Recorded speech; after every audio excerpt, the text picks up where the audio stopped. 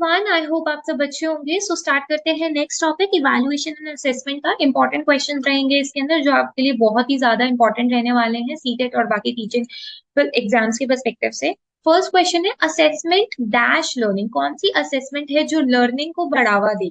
तो आपको पता है फॉर्मेटिव वाली, फॉर से फॉर्मेटिव, तो थर्ड वाला करेक्ट है, राइट। अब फोर्थ भी करेक्ट हो सकता है, री द डैश बिटवीन असेसमेंट, तो कनेक्शंस को बनाना, राइट। तो कनेक्शंस वाला ज्यादा बेटर रहेगा, डिफरेंसेस वाला नहीं, ठीक है, क्योंकि हमें कनेक्शंस क्रिएट करने हैं पढ़ते हुए, राइट, और फॉर्मेटिव असेसमेंट्स लेते हुए, right. So the third answer is the correct answer. Raven progressive matrices test is an example of. Matrices test किस चीज का एग्जांपल है? Non group IQ, personality, verbal, cultural, culture free IQ. तो देखिए किसका है। तो इसका जो बेस्ट ऑप्शन है that is the culture free IQ, right. Please इसको ध्यान में रखिएगा, ये आपके लिए इंपॉर्टेंट हो सकता है प्रोग्रेसिव मेट्रिसेस वाला।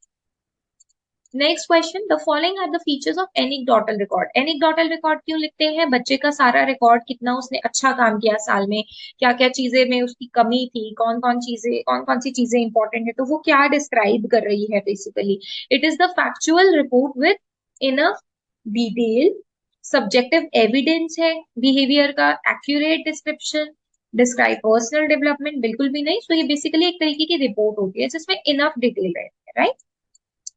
नेक्स्ट क्वेश्चन पर चलते हैं। All of the following promote assessment as learning. As learning मतलब सेल्फ रिफ्लेक्शन होना चाहिए, राइट। तो इसमें सेल्फ रिफ्लेक्शन वाला कौन सा करेक्ट रहेगा? देखिए, testing students as frequently as possible, tell students, देखिए यहाँ पे एक्सेप्ट लिखा है, तो एक्सेप्ट यानी उसमें से नहीं है। Telling students to take internal feedback, अपने आप करने के लिए। Safe environment for the students to take chances, reflect करने के लिए भी बिल्कुल ठीक है। तो ये तीनों को ऑप्शन सही है, एक को छोड़कर, ठीक है। क्योंकि असेसमेंट एज लर्निंग में क्या होता है ना, कि बच्चा खुद अपनी लर्निंग खुद से करेगा, सेल्फ इंटरनल असेसमेंट करेगा और फिर फीडबैक देगा, right. So this is the fourth option is the correct one. जब कुक अपना खाना खुद टेस्ट करता है वो क्या है? Of learning, for learning, as learning and learning. देखिए क्या रहेगा। सो बेसिकली जब कुक अपना खाना खुद टेस्ट करेगा तो वो है आपका फॉर्मेटिव। उसने जैसे ही किया, सीखा और वैसे ही टेस्ट कर लिया, ठीक है। ये हम फॉर्मेटिव क्लास में भी करते हैं, आपने क्लास में पढ़ाया और बच्चों से तुरंत उसका टेस्ट ले लिया, राइट, जिसमें आप क्या कर सकते हैं, इंप्रूवमेंट के चांसेस हो सकते हैं, right. So this is the correct answer. इनमें से कौन सा है जो करेक्ट है? The major objective of formative assessment is to grade. नहीं, ग्रेड नहीं करना है हमें। Formative assessment summarises the development of learner during a time interval. Formative assessment can sometimes be summative and vice versa, हो सकती है। Summative assessment implies that assessment is a continuous and integral part of learning। यहाँ पे summative assessment के बारे में बताया गया है कि वो इंटीग्रल है और पार्ट ऑफ लर्निंग है। देखिए समेटिव असेसमेंट कॉन्टिन्यूस तो नहीं होगी, ठीक है, तो ये तो नहीं हो सकता है, बट यस ये सही है कि जो फॉर्मेटिव असेसमेंट है वो समराइज कर देती है कि बच्चे ने कितना सीखा है एक पर्टिकुलर टाइम पीरियड के अंदर, ठीक है। एक टीचर है जो कि अपने बच्चों को आस्क कर रही है कि वो कॉन्सेप्ट ड्रॉ करे, कॉन्सेप्ट मैप, ताकि वो टॉपिक को अच्छे से समझ सके, कॉम्प्रिहेंड कर सके।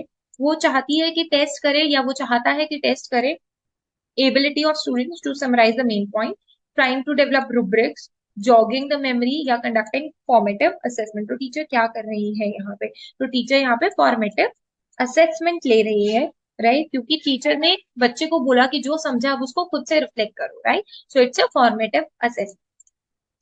असेसमेंट फॉर लर्निंग क्या है? मोटिवेशन को बढ़ाती है। अलग करने के लिए कोई भी ऐसी असेसमेंट नहीं होनी चाहिए जिसमें हम बच्चे को सेग्रीगेट कर दें या रैंक कर दें, तो ये नहीं होगा। एम्फोसाइज ओवरऑल ग्रेड्स पे समेटिव असेसमेंट फोकस करती है। एक्सक्लूसिव होती है नहीं, सो ये मोटिवेशन को फोस्टर करती है, राइट। स्कूल बेस्ड असेसमेंट क्या होते हैं? वो एग्जाम पे फोकस करते हैं, आउटकम्स में कम बिलीव करते हैं, लेस कंट्रोल रहता है, लर्निंग को इम्प्रूव किया जा सकता है by constructive feedback. Yes, encourage teaching to the test as they involve frequent testing. नहीं, देखिए जो स्कूल बेस्ड असेसमेंट होती है ना, बार बार असेस करते हैं आपको, राइट, फॉर्मेटिव असेसमेंट्स दे देकर, टेस्ट लेकर, रिविजन टेस्ट लेकर, उसमें आपको फीडबैक मिलता है और फीडबैक से आपकी लर्निंग इंप्रूव हो जाएगी, right. So that is the school based assessment, ठीक है।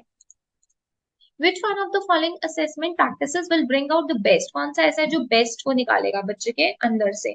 सो when conceptual change and students alternative solutions are assessed through several different method, जब बच्चे को असेस किया जाएगा डिफरेंट उससे, तो हम बोल सकते हैं कि बच्चे के अंदर जो रहेगा सबसे ज्यादा, मतलब बच्चे का बेस्ट निकाला जा सकता है, राइट। जब हम बच्चे को अलग अलग तरीके से सेवरल मेथड से असेस करेंगे और उसके सॉल्यूशंस को देखेंगे, राइट, तो और बच्चे की कंसेप्चुअल नॉलेज को चेक करेंगे, सो this is the correct option. Assessment is an integral part of teaching learning, क्यों? क्योंकि असेसमेंट हेल्प करता है टीचर को अंडरस्टैंड चिल्ड्रन लर्निंग, और उसके लिए एक फीडबैक भी है, ठीक है। असेसमेंट सिर्फ और सिर्फ ऐसा वे है to ensure teachers have thought, ये बिल्कुल गलत है।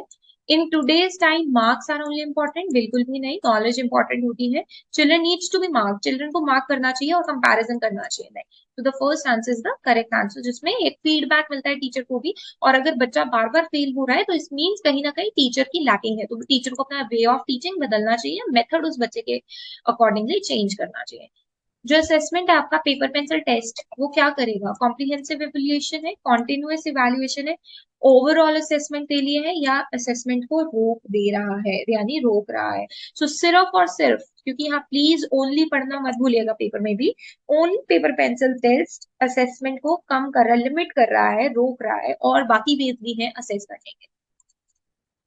Which of the following highlights assessment for learning? Assessment for learning के लिए कौन सा बेस्ट एग्जाम्पल रहेगा? The teacher assesses the student, compare नहीं करना है। The teacher assesses conceptual understanding, बिल्कुल, एंड थिंकिंग के बेसिस पे, beside focusing on the process of thinking, नहीं नहीं ऐसा नहीं करना है, राइट, क्योंकि उन्होंने कहा focus of process of thinking को नहीं सोचना, तो ये भी गलत हो जाएगा आपका, राइट। बट एक मिनट, इस क्वेश्चन को अगर हम ध्यान से पढ़ें, राइट, तो इन्होंने बोला है which of the following highlights the assessment for learning, कौन सा हाईलाइट है यानी बेस्ट रहेगा, बाकी ऑप्शंस को भी चेकआउट कर लेते हैं। The teacher assesses the student based on information, नहीं, टीचर कहीं से भी पूछ सकती है। Teacher assess a student based on his और परफॉर्मेंस इन कंपैरिजन, कंपैरिजन भी नहीं करेंगे। और इन्होंने बोला है फॉर लर्निंग यानी फॉर्मेटिव लर्निंग में क्या होता है, टीचर क्या कर रही है, असेस कर रही है कंसेप्चुअल अंडरस्टैंडिंग को स्टूडेंट्स की, right. So it's second answer will be the correct answer, yes, second आपका करेक्ट होगा, बाकी ऑप्शंस को अगर हम डील करके देखें। सो आई होप आपको चीजें क्लियर हो गई होंगी, वीडियो अच्छी लगी तो प्लीज चैनल को शेयर, लाइक और सब्सक्राइब जरूर करिएगा। Thank you so much for watching.